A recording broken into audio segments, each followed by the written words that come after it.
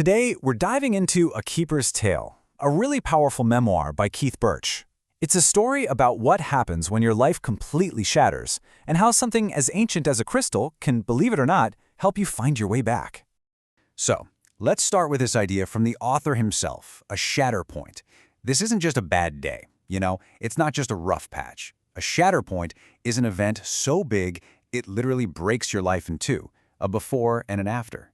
And for Keith Birch, one of these moments changed absolutely everything. So let's go right to that moment, the one that fractured his world and set him on a completely new path. Okay, picture this. It's 1997, and Keith is living a pretty normal life as a college lecturer. But that life was completely upended when a student of his tragically took her own life, and he was the one who found her. That trauma just plunged him into this deep crisis where the world he knew just sort of dissolved around him. But here's the thing. What looked like a total breakdown on the outside was actually the beginning of a breakthrough. His healing journey started with these small but really crucial steps. A counselor introduced him to Reiki, which is a kind of gentle energy work, and then handed him his very first crystal, a simple piece of smoky quartz. And that small gesture led him to discover the books of Judy, an author who wrote about crystals in a way that just clicked. It was like a language his soul remembered. Now, this wasn't some kind of instant magic fix. It was a slow process of discovering how these stones could become more than just rocks. They could actually become allies. And this is a really important point he makes. The crystals didn't erase what happened. They weren't a magic pill. What they offered was something he calls quiet companionship.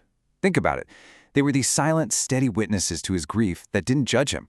They were like anchors in the middle of his emotional storm. And he made this connection real through simple practices, kind of like this one. It wasn't about complicated rituals. It was about having a direct, honest conversation with himself, using the stone like obsidian, almost like a mirror that could reflect the truths he'd been avoiding. It's a way of making a really abstract idea feel very, very real.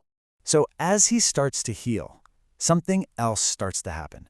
He begins to notice these synchronicities. Things that used to look like random chance were starting to feel like meaningful connections, like little signposts guiding him forward. And what's wild is that his new path started to blend with his old one. Get this. While he was teaching something as practical as customer service, he started weaving in these deeper concepts. He called it stealth spirituality. He was getting people to think about their own energy, about being present, showing that this inner work isn't separate from real life, it's totally connected.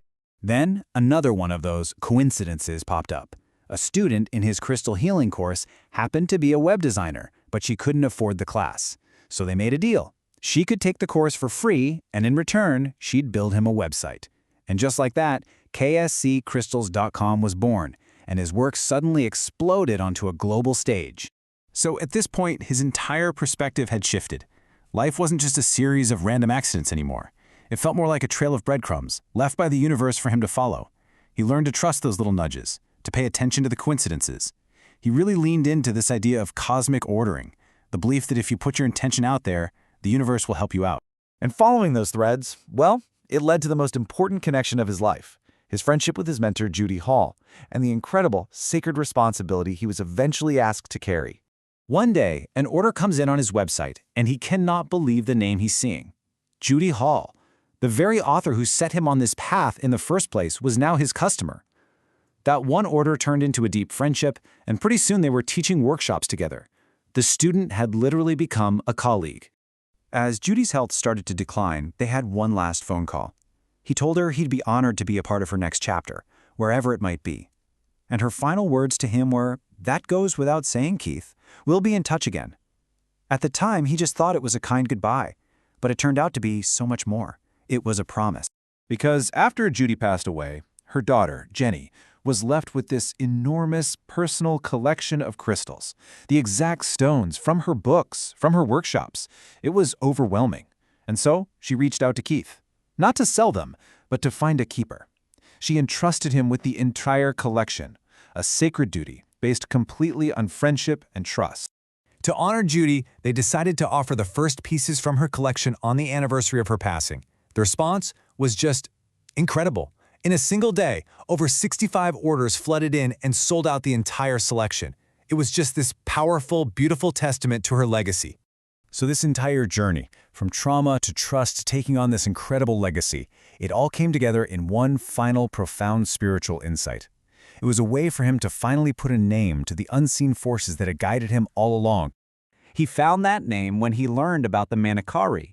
In Amazonian traditions, these are the conscious spirit beings that live within nature, in the plants, the animals, and yes, in the crystals. For him, this was it. This was the missing piece. The idea that the stones weren't just tools but were conscious companions carrying ancient wisdom. And that brings us to the heart of this whole story. A Keeper's Tale really leaves us with this one powerful question to think about. What if all those coincidences, those chance meetings, those little gut feelings in our own lives, what if they aren't random at all? What if they're actually invitations, breadcrumbs left for us to follow to a deeper path?